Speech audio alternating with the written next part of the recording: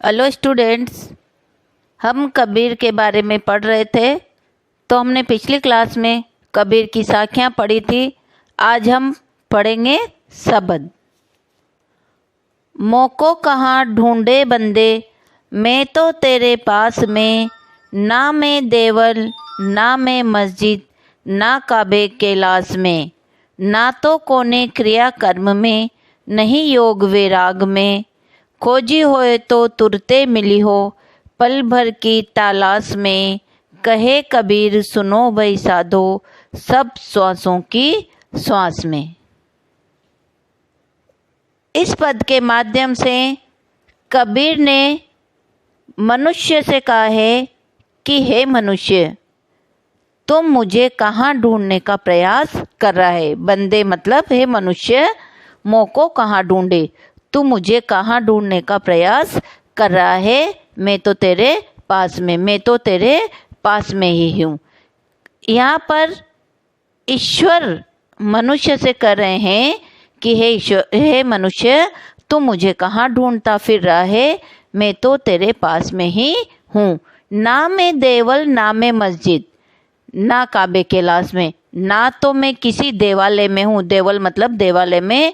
ना तो मैं किसी देवालय में हूँ और ना ही मैं किसी मस्जिद में हूँ, ना काबे कैलाश में।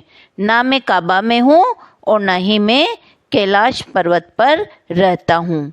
ना तो कोने क्रिया कर्म में, न तो मैं किसी प्रकार की क्रियाओं में हूँ और न मैं किसी कर्म कांड में हूँ। क्रिया कर्म में मतलब न तो मैं किसी क्रिया में हूँ और न ही मैं किसी कर्म कांड में हूँ। नहीं योग वैराग में, न तो मैं योग साधना में हूँ और न ही मैं कोई वैराग्य धारण करने से किसी के पास आ सकता हूँ, कोई मुझे पा सकता है। खोजी होए तो तुरते मिली हो, पल भर की तलाश में। क्या कह रहे हैं यहाँ ईश्वर मनुष्य से कह रहे हैं कि यदि तू वास्तव में मुझे खोजना चाहे तो पल भर की तलाश में, मैं तुम्हें एक पल भर की तलाश में ही मिल सकता हूँ। कहे कबीर सुनो भाई साधु, सब श्वासों की सांस में। कबीर दास जी कह रहे हैं कि सुनो भाई साधो, हे संतों, हे सज्जनों, सुनो सब श्वासों की श्वास में। सब श्वासों की श्वास में मतलब मैं तो हर प्राणी की, प्रत्येक प्राणी की हर श्वास में बसा हुआ हूँ। हर प्राणी की सांस में मैं निवास करता हूँ। इसलिए मुझे बाहर ढूंढने का प्रयास मत करो, मुझे बाहर ढूंढने की आवश्यकता नहीं है। मैं तो हर मनुष्य के अंदर ही निवास करता हूँ। यहाँ पर कबीरदास जी ने ईश्वर के माध्यम से मनुष्य से कहा है कि तुम मुझे कहे मनुष्य, तुम मुझे कहीं भी मत ढूंढ, मैं तो तेरे पास में ही हूँ। न तो मैं किसी देवालय में हूँ, न मैं किसी मस्जिद में हूँ, न मैं काबा में हूँ और न ही मैं कैलाश पर्वत पर हूँ। न तो मैं किसी क्रियाकर्म में हूँ और न ही मैं किसी कर्म कांड में हूँ। न तो मैं योग साधना में हूँ और न ही मैं वैराग्य धारण करने से तुम्हें मिल सकता हूँ। अगर तुम वास्तव में सच्चे मन से तुम मुझे ढूंढोगे तो मैं तो तुम्हें एक पल भर में ही मिल सकता हूँ। हे संतों, मैं तो हर प्राणी की प्रत्येक श्वास में बसा हुआ हूँ। हे सज्जनों, मैं तो हर मनुष्य के हर श्वास में निवास करता हूँ। इसलिए मुझे कहीं बाहर ढूंढने का प्रयास मत करो। सेकंड है, संतों भाई आई ज्ञान की आंधी रे, भ्रम की टाटी सबे उड़ानी, माया रहे न बांधी। हिते चित्त की द्वे थूण गिरानी, मोह बलिंडा टूटा। तृष्णा छानी परी घर ऊपरी, कुबधि का भांडा फूटा। जोग जुगति करी संतों बांधी, निर्चू चुवे न पानी। कूट कपट काया का निकस्या, हरि की गति जब जानी। आंधी पीछे जो जल बूठा, प्रेम हरि जन भीना। कहे कबीर भान के प्रगटे, उदित भया तम खिना। अब देखिए यहाँ पर कबीरदास जी ने ज्ञान के महत्व को बताते हुए स्पष्ट किया है कि संतों भाई, हे साधुओं भाइयों, हे साधु भाइयों, आई ज्ञान की आंधी रे, ज्ञान की आंधी आ गई है। अब ज्ञान की आंधी कैसे आई है कि भ्रम की टाटी सबे उड़ानी, माया रहे न बांधी। कि जब आंधी आती है तो आंधी के आने पर क्या होता है कि आड़ के लिए लगाए गए जो पर्दे होते हैं वो क्या होते हैं, उड़ जाते हैं। भ्रम की टाटी सबे उड़ानी, तो जिस प्रकार से वो जो पर्दे लगाए रहते हैं वो आंधी आने पर उड़ जाते हैं, तो उसी प्रकार से ज्ञान के उत्पन्न होने पर भ्रम की टाटी, ज्ञान के उत्पन्न होने पर जो भ्रम के जो पर्दे थे वो नष्ट हो गए। मतलब जब ज्ञान उत्पन्न हुआ तो मनुष्य के सारे भ्रम नष्ट हो गए हैं।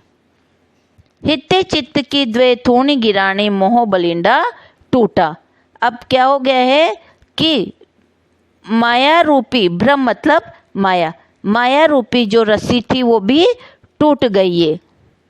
और माया की जो वो रस्सी थी वो टूट गई है। और छप्पर में जो वो थूणी लगा, जो खंबे लगा रखे थे वो भी गिर गए हैं। तेज आंधी के आवे के कारण वो छप्पर के नीचे जो लगाए हुए खंबे थे वो भी गिर गए। हित चित की द्वे थूणी गिरानी, मोह बलिंडा टूटा। वो जो छप्पर के नीचे वो खंबे लगाए हुए रहते हैं वो गिर जाते हैं, तो वो जो मनुष्य का भ्रम था, वो ज्ञान की प्राप्ति में बाधक था, वो जो मोह और आसक्ति, वो खंबे गिर गए हैं। इसके बाद तृष्णा चानी परी घर ऊपरी, कुबद्दी का भांडा टूटा। अब यहाँ पर क्या हुआ कि तृष्णा रूपी छप्पर को संभालने के लिए मोह रूपी जो तीर के टूटते ही शारीरिक अहंकार का जो छप्पर था वो भी गिर गया है। मोह और तृष्णा के समाप्त होते ही मनुष्य का जो अहंकार था वो भी नष्ट हो गया। कुबद्दी का पांडा टूटा, वो जो अहंकार था वो मनुष्य का नष्ट हो गया है। और जो कुबुद्धि रूपी बर्तन थे वो टूट गए। वो छप्पर के गिरने से जो कुबुद्धि रूपी बर्तन थे वो भी टूट गए हैं, गिर गए हैं। इसी प्रकार से मनुष्य का जब शारीरिक अहंकार समाप्त होता है तो वो दुर्बुद्धि रूपी जो वासनाएं होती है वो समाप्त हो जाती है। जोग जुगति करी संतों बांधी, निर्चू चुवे न पानी।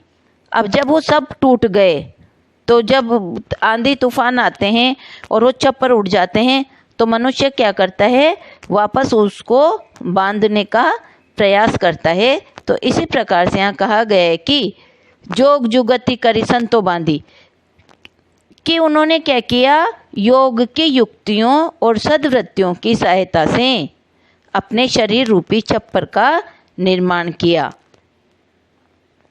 कूट कपट काया का निश्चय हरि की गति जब जाने।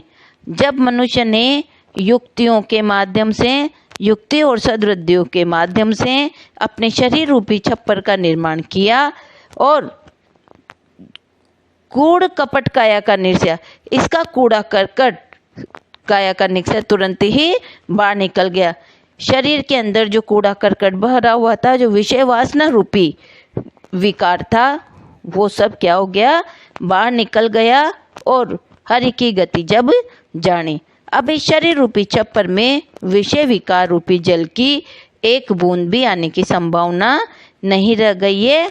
जब मनुष्य ने ईश्वर की गति को जान लिया है, जब प्रभु की भक्ति को उसने जान लिया है, तो ये जो मनुष्य के शरीर में विषय वासना रूपी कूड़ा करकट भरा हुआ था वो सब निकल गया है। आंधी पीछे जो जल बूठा, प्रेम हरि जन बीजा। अब क्या होता है कि जब ये आंधी आती है तो इसमें ज्ञान की आंधी के बारे में कबीरदास जी ने वर्णन किया है। तो कह रहे हैं कि ज्ञान की इस आंधी के बाद में जब प्रभु की भक्ति रूपी जल की वर्षा हुई, प्रेम हरि जन, आंधी पीछे जो जल बूटा प्रेम हरि जन भीगा। इस ज्ञान की आंधी के बाद जब प्रभु के भक्ति रूपी जल की बरसात हुई तो उससे प्रेम हरि जन भीगा। ईश्वर के भक्त जन उसके उस जल से भीग गए। अर्थात वो प्रभु की भक्ति से सरोबार हो उठे।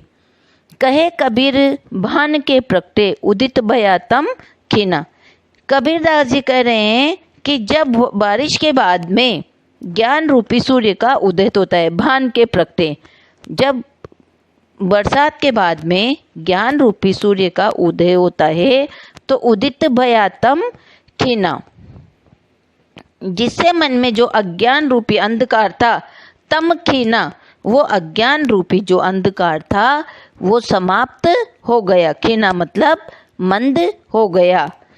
ज्ञान रूपी सूर्य के उदित होते ही मनुष्य के मन में जो अज्ञान रूपी अंधकार समाया हुआ था वह पूरी तरह से नष्ट हो गया या मंद हो गया।